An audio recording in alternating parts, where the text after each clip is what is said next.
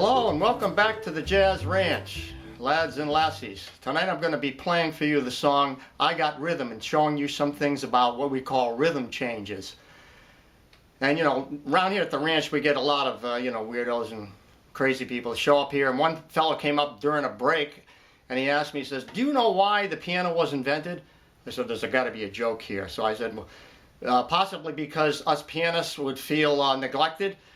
And he said, "No, it was invented because the musicians needed a place to put their drink." We got a comedian here. Okay, so here we go now with some detail about I Got Rhythm.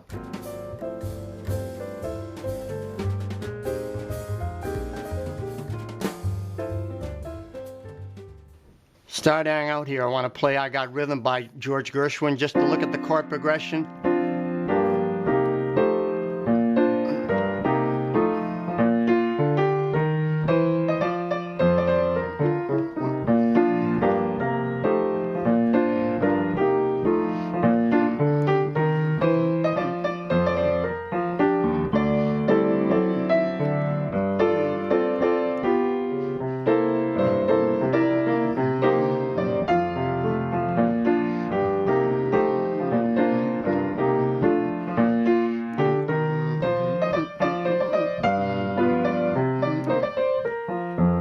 So now that in B flat progression is the 1-6-2-5, and then it could be 3-6-2-5, and then there's this ascending line. Now this ascending line is from the original tune I Got Rhythm, but usually the variation of it is on the, instead of that line, we play an F minor 7 B flat 7 to an E flat.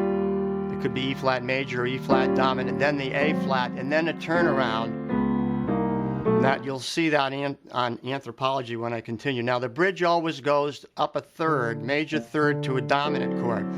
Now you can proceed that with an with the A minor 7. So in other words, just D7 to G7 to C7 to F7 for the bridge, 2 measures each. But you could put the 2 in front of it, like A minor 7 to D7, D minor 7 to G7, G minor 7 to C7, C minor 7 to F. Okay, so that's the chord progression, that's the tune, and then we'll look at the variations of that, and then we'll show you some improvisation on it as well. I want to talk about comping now. Like, first of all, I can comp with a bass line. Like, I'm going to play a very simple version now, like this.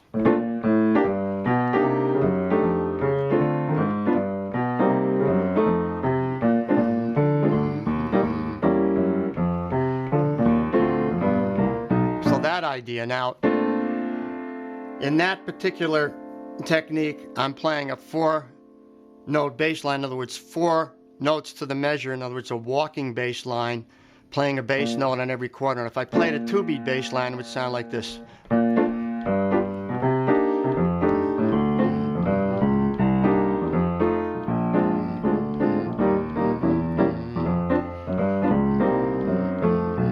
Like that. Okay, so now this is like a good way to accompany, say, a horn player or singer, someone playing the melody, and you want to play nice voicings and you want to have them sound good right in the mid-range, and you want to support that with a bass line.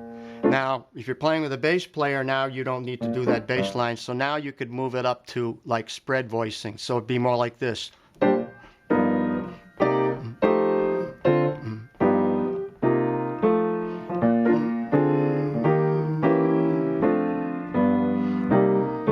And the bridge.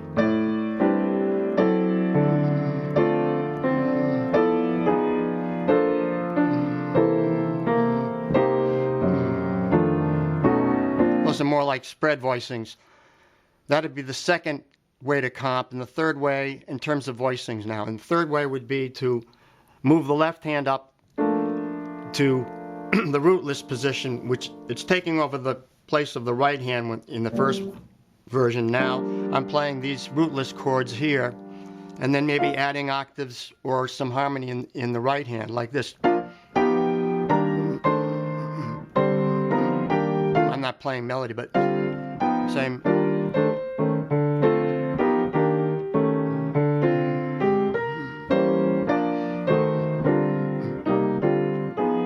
Like this.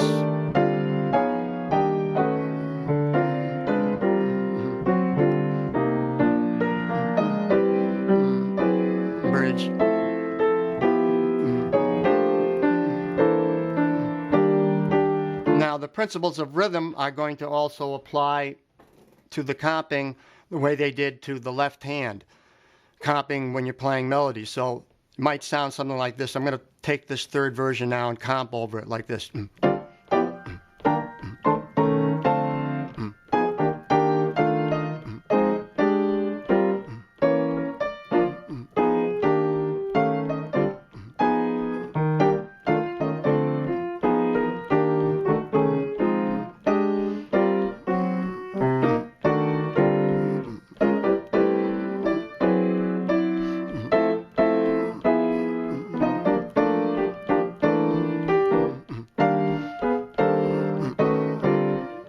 Okay, so now I'm altering a lot of the chords. So there's that G7 augmented there. So the dominant sevens, I'm often altering them. I even might use this for an F7, putting the flat 9 in there like that. Might use a B flat like that. On the A minor, I might add the 9th in there. You see, so I'll use these, and then I use a sharp 11 there. So I'll put those in. A lot of things that another thing I do with comping is I maneuver around, like, you know, like, I might go up a half step and then down. You know, I use a lot of that maneuvering in half step type of thing. Up a half step, maybe moving the harmony a little bit like that, or see, in other words, changing some of the notes that are in the chord to create a little bit more interesting movement. Not so just straightforward chords, but like some harmonic movement in the left hand. Okay, we'll continue now, and I'm going to do some improv and show you how I use the left hand with the improv.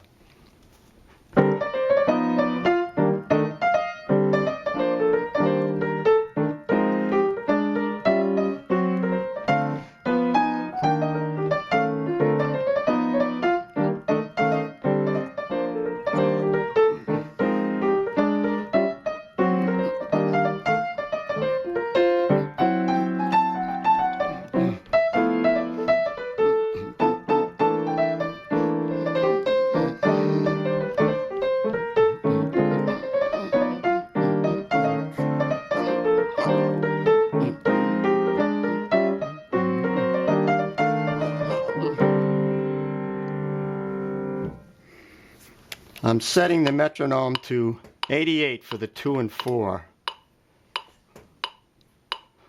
1, 2, 1, 2, 3.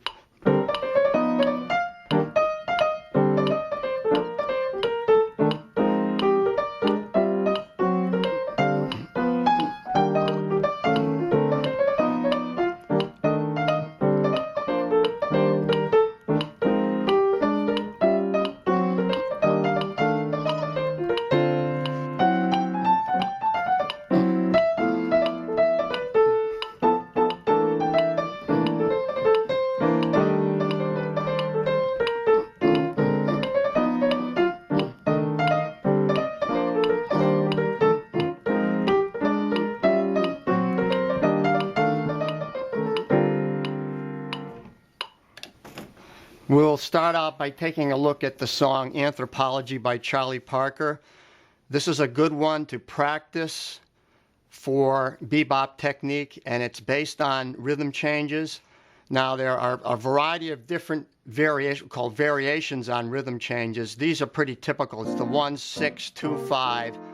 Then that repeats. Then it goes to the 5 minor. There's a turnaround into E flat, which can be dominant.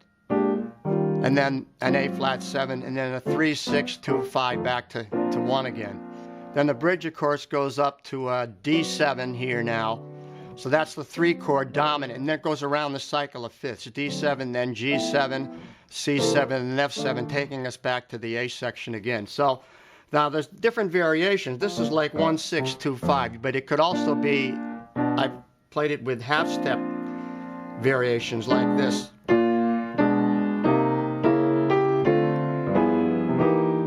Okay, so now voicings, that's going up diminished, like B flat to a B diminished. Now that's the same as a G7 with just a different root, a G7 flat 9, but different root. Now up to the 2 chord, then the same thing here. a C sharp diminished. That's the same as the A7, or as an A7. It's not the same as, of course, the F7 used in the original chord changes that I played. But it takes me now to the D minor, which is substitute for the B flat here. So that one. Then I go back to the D minor, G7 altered, C minor 7, F7 altered, then the 2-5-1 into E flat, or 2-5-1 into E flat 7. So this tune now, particularly for right hand bebop style of playing, is good to practice because it's got all those nooks and crannies happening, and you know, it's good to get this fingering of this song.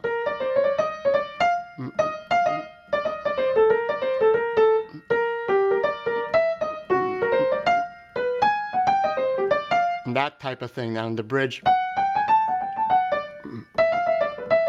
This is good to practice. Practice it very slowly to start. One hand. Just the right hand. Like this. You want to get that to be smooth, like so, you know. It's very legato and also loose. This has to be loose. It can't be tight. You can't have tight wrist or fingers. You gotta. It's circular, sort of.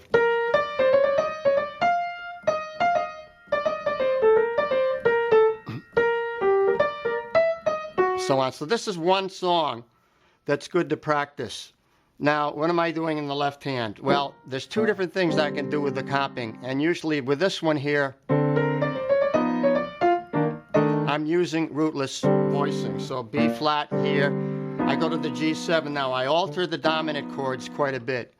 And this also, that fits the melody nicely because there's an E flat in the melody. In the key of B flat, there's two flats, right? In the scale. So there on the G7, I want to alter it to augmented. So then that's the C minor. I'm playing it as a C minor 9, which is I'm playing it in first inversion, which puts the F7 there, and I'm playing it as an F13, like. Now this is a G minor here. B flat, 6-9, G minor. That fits the melody. There's the C minor 9 again. Now, how am I comping? Like that. Now I'm going to put that chord in the space there. There's a space. When the melody isn't doing anything, it's a rest. That's where I'm going to put the chord. Sometimes I'll have this, a lot of times I'll have the chord fit in the spaces between the melody. Other times I'll have it support the melody by playing the chord with the melody note. Or particularly if the melody note is syncopated, I'll use that. Like for instance on the bridge, end of it goes like into the bridge, right there. Now that first note of the bridge is on the end of 4, so I'll play the chord there. It's a D7. I'm playing it rootless like a D9 here.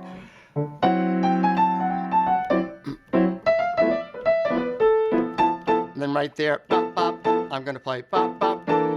So I'm emphasizing that rhythm by playing the chord with it, and it's a G7, G13 now to a C9. Like that. So in the spaces and also supporting those two different concepts. See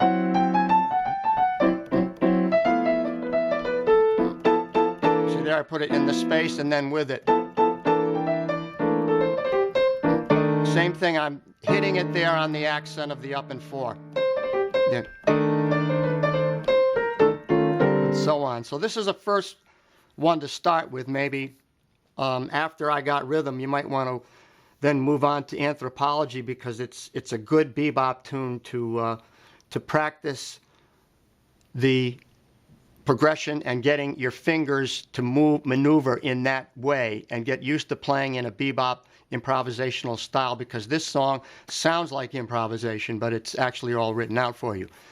So now we'll continue with another phase here, another step.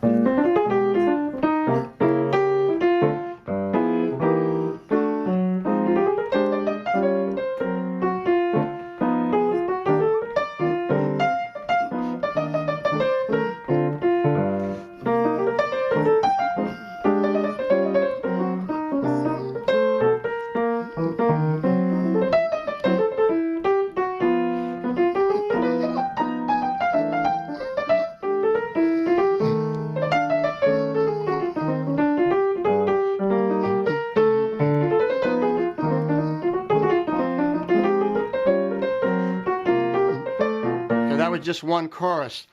Now let's talk a little bit about it. First of all, when I'm improvising, I'm doing things similar to what's going on in anthropology. And so one of the things I like to do, recommend to people, which I did on my Donna Lee video, is just you play the tune, the anthropology tune, like this. You play through it once and then continue to improvise, then begin to improvise in a simple way, but keeping the same exact feeling. In other words, I'm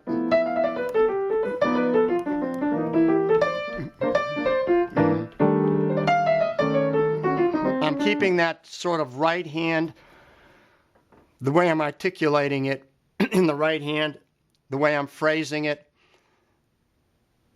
the essence of the phrase, how you emphasize certain notes, particularly the notes that are on the offbeat, and that kind of thing. Now, a lot of what I'm doing requires, obviously, scale knowledge and how to use the scales within the chord progression. So like, B flat, I might go now up to there, to the G7, I can begin to alter the scale, so there's a kind of a superlocrian. And I'm not going to get into talking about all the scales because it'll take too long. And if you're interested in that, you can get my book, and it has all the scales all written down for you and outlined for you. Or I can send you some of these sheets with the scales on them. But I am using scales, but I'm also using the target tone approach, the approach tone, the target tones to keynotes, and I'm trying to create melodies. So like I try to create a new melody like...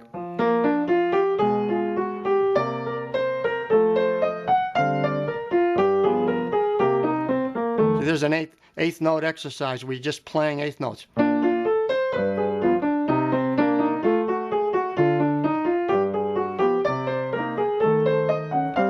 I think that's a good exercise. Just play eighth notes, see how smooth you can get them, and see if you can connect them to target tones. But of course, when you're soloing, you want to break it up. Like, here's something simple now.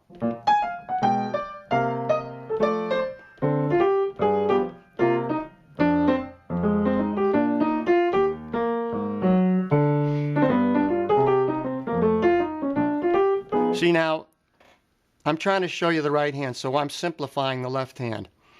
And that's a good way to start out. Just keep the left hand simple to start out. And you might even want to just start out by trying to play these lines with the right hand without any chord and without any bass note. Like...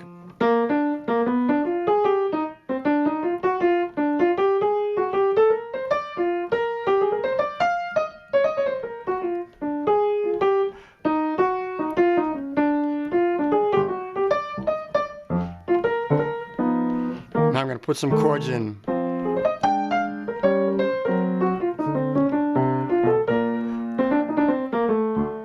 Now here, when I get to the bridge, these are all dominant chords, really. You can put a 2-5 in front of them, but when I think of dominant chords, I can just play a Mixolydian scale like that, which is a G scale starting on D. But I like to alter it. So a lot of times I use superlocrian, or the scale my preferred scale is what I call the altered dominant, and it's half tone, whole tone, like this. And this is a big subject because there are 3 families, and there's 4 scales. There's actually 3 scales, and there's 4 different chords in each scale, making up 12, of course. So the D7 now, I call that the F scale, because reduced it down to 3 scales: the F, the C, and the G, because they're the most simplest to understand. But then within those, there's these families. So like the F family has F, D, A flat, and B, and so on and so on. But I'm just going to show you now. So using that scale, it gives me a certain kind of sound on the bridge in terms of picking up a lot of the altered tones within a D7 chord. You know, like a flat 9. You can have a sharp 9 there. You know, then you can have a sharp 11 there, or a flatted 5th. And then you can a natural 6th, a flatted 7th. You know, and you can put a flat 9 in it if you like too. Flat 9's gonna be, well, the flat 9's there, right? Okay, so how do I use that scale? Like maybe like that. I might use it like that, or to go to the G there, and then I can use the G half tone, whole tone scale. When I get to the C, I can use that one. And they're really exotic sound. Now let me just try to go through the whole bridge and show you using those scales.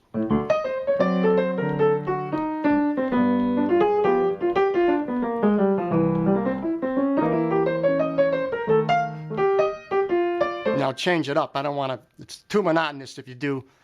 That's a little exercise to try to do that, but it begins to sound contrived if you put too much of that into your solo. Then it begins to sound contrived and you're just playing scales.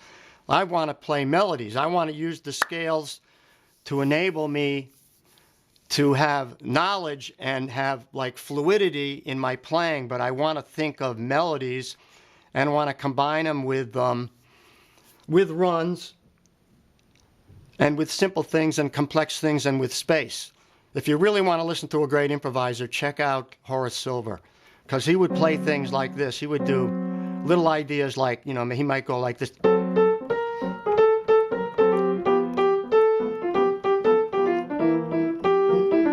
See, so he'd play like little ideas that would connect, and then he'd change it up a little bit. Like he'd have something that had very little movement, and then all of a sudden it would move. It might be like this.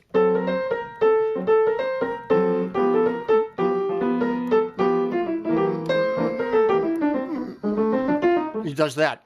And you know, if you listen to early Horace Silver, he was really a bebop player. He was more like, you know, he played all these. And then he began to get more, as he became a greater composer and more of a band leader, he began to put things into ideas, more like.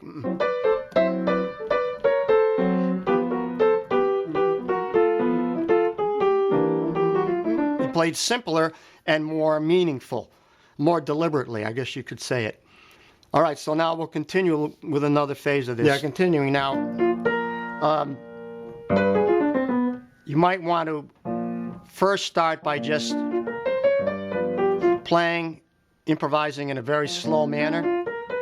And very simple in the left hand, maybe just the bass note. Like.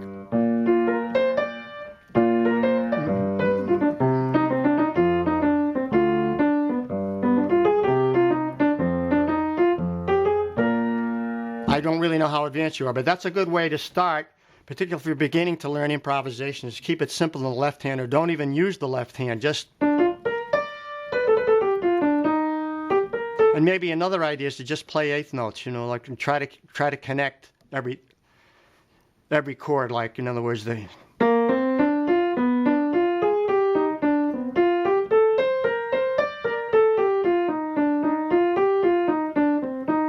No, you can't hear that, but it's what's happening is this.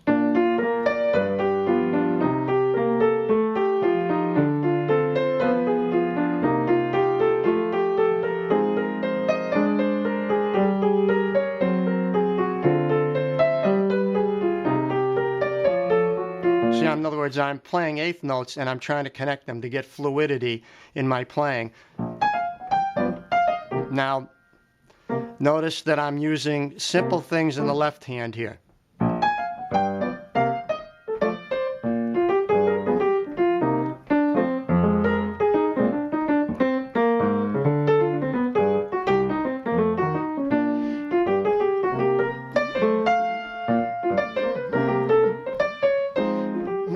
I'm always thinking of, I guess I'm thinking of the scales and so on and how to connect notes, but then I'm thinking of ideas that will make it cohesive. In other words, this one idea leads to another. That's important in improvisation, or in what I call intelligent improvisation. You know, like that's a sequence.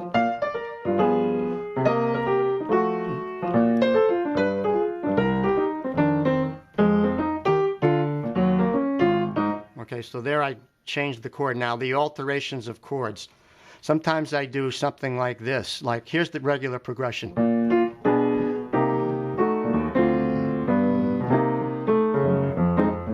And or it could go. Then the rising line. To the 6, then the 2, 5, like that. Sometimes I'll do this. I'll start out with these chords.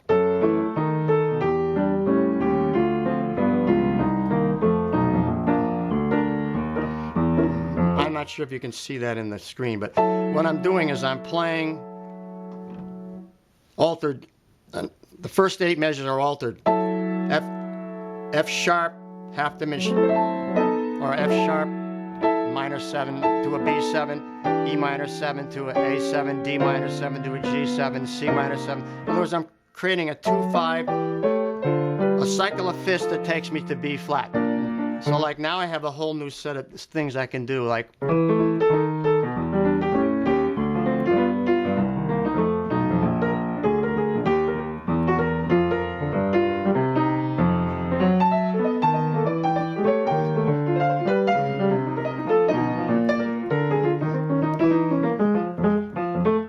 get the idea?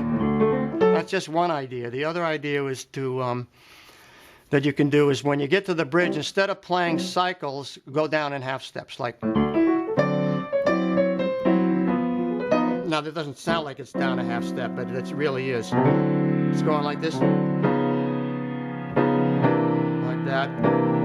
So it's going D7 to D flat 7. Now the D flat 7, it sounds like the G7 altered because it's really the tritone substitute of it. See, remember the tritone substitute? I have another video on that, so I won't get into it. But it's a flatted fifth away, and it's also a dominant seventh. So that I'm playing tritone substitutes, and then I can play on the scales of the tritone substitute. Like for instance,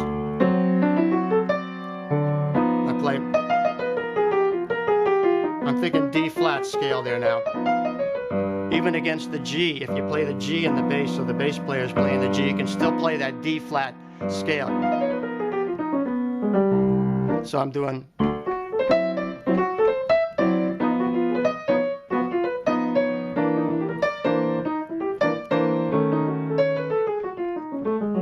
So you can hear that those are chromatic, right?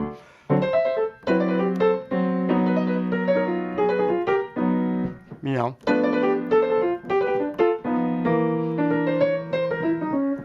And so on.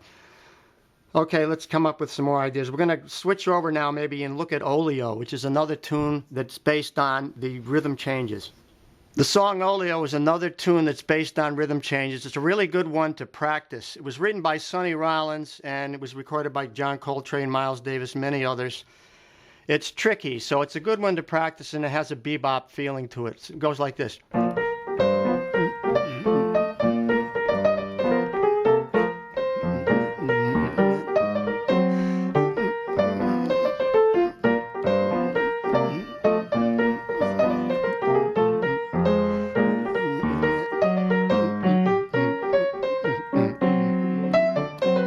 There's no melody in the bridge, just improvised.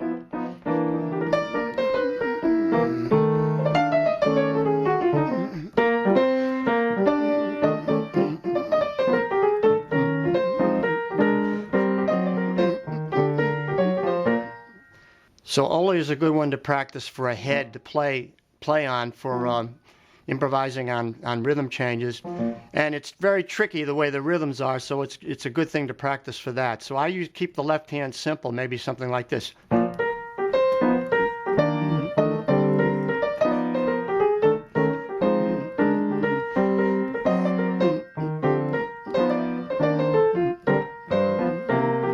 You could play a bass line like simple one.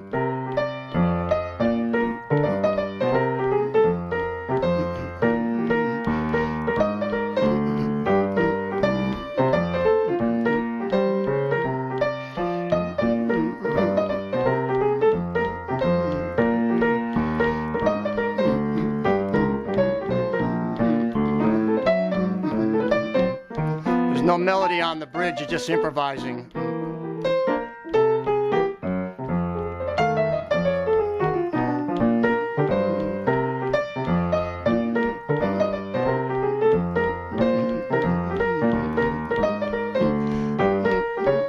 It's pretty difficult, I think. It's I haven't practiced it enough to really play it well, but I think it's a really good one for you to try out and to try to see if you can play it with a metronome too. I mean, that's another challenge. Is same tempo as the other one. How about that?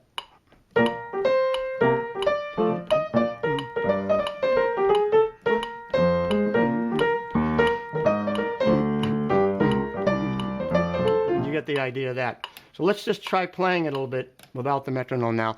And I'll go into a little bit of soloing and see what happens with that. Let's see, take it from the bridge.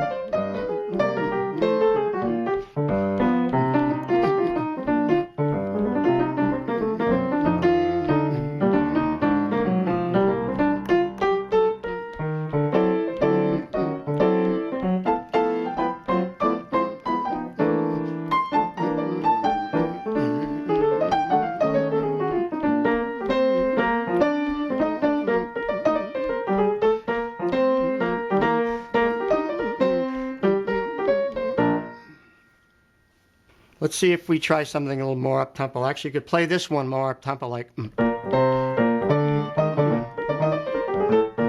that.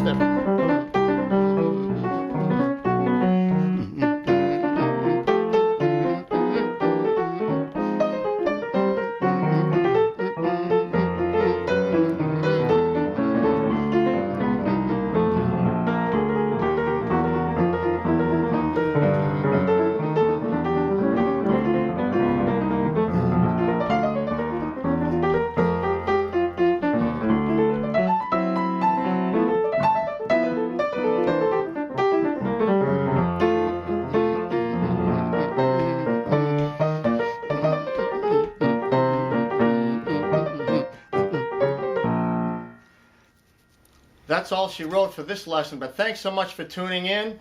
Please send me a comment, not about my jokes, but, and by the way, sorry about the glasses, but too many years in Hollywood with the bright lights. Anyway, until next time, in the words of my friend Hermie Dressel, swing loose.